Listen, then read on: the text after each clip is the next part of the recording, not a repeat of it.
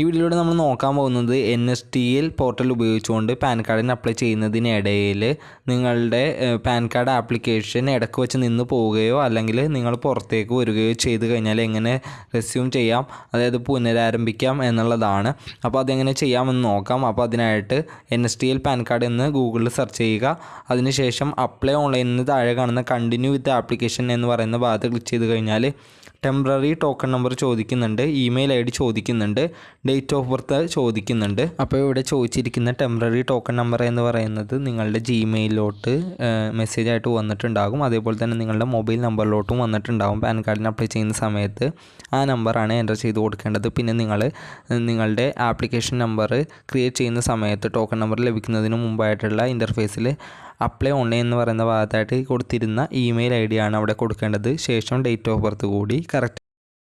അതിനുശേഷം validate recaptcha എന്ന് പറയുന്ന ഭാഗത്ത് ക്ലിക്ക് ചെയ്തതിന് ശേഷം I am not a robot എന്നുള്ളത് വെരിഫിക്കേഷൻ കംപ്ലീറ്റ് ചെയ്തതിന് ശേഷം സബ്മിറ്റ് എന്ന് പറയുന്ന ഭാഗത്ത് ക്ലിക്ക് ചെയ്ത് കഴിഞ്ഞാൽ നിങ്ങൾക്ക് ഓൺലൈൻ പാൻ ആപ്ലിക്കേഷൻ്റെ ബാക്കി നിങ്ങൾക്ക് എന്തെല്ലാമാണോ ചെയ്യാനുള്ളത് ആ ഭാഗത്തോട്ട് വരുന്നതായിരിക്കും.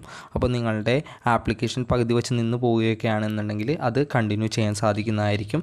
ഇനിയിപ്പോൾ നിങ്ങളുടെ എല്ലാ കാര്യങ്ങളും ചെയ്തു, OTP വെരിഫിക്കേഷനാണ്, OTP ജനറേഷനാണ് ബാക്കിയുള്ളത് എന്നുണ്ടെങ്കിൽ അതിൻ്റെ ഇൻ്റർഫേസിലോട്ട് കയറി വരുന്നതായിരിക്കും. അപ്പോൾ ഈ രീതിയിൽ നിങ്ങൾക്ക് ചെയ്യാൻ സാധിക്കുന്നതായിരിക്കും. അതിനുശേഷം നിങ്ങൾക്ക് എന്താണോ ചെയ്യാനുള്ളത് അതുമായിട്ട് മുന്നോട്ട് പോകാനും നിങ്ങളുടെ പാൻ ആപ്ലിക്കേഷൻ മുഴുവനായിട്ട് തന്നെ കംപ്ലീറ്റ് ചെയ്യാനും സാധിക്കുന്നതായിരിക്കും. അതിനുശേഷം നിങ്ങളുടെ പാൻ ആപ്ലിക്കേഷൻ സബ്മിറ്റ് ചെയ്ത് ഫൈനൽ സബ്മിഷൻ ഫോം ലഭിക്കുന്നത് വരെ ഈ നമ്പർ നിങ്ങൾക്ക് യൂസ് ചെയ്യാനായിട്ട് സാധിക്കുന്നതായിരിക്കും.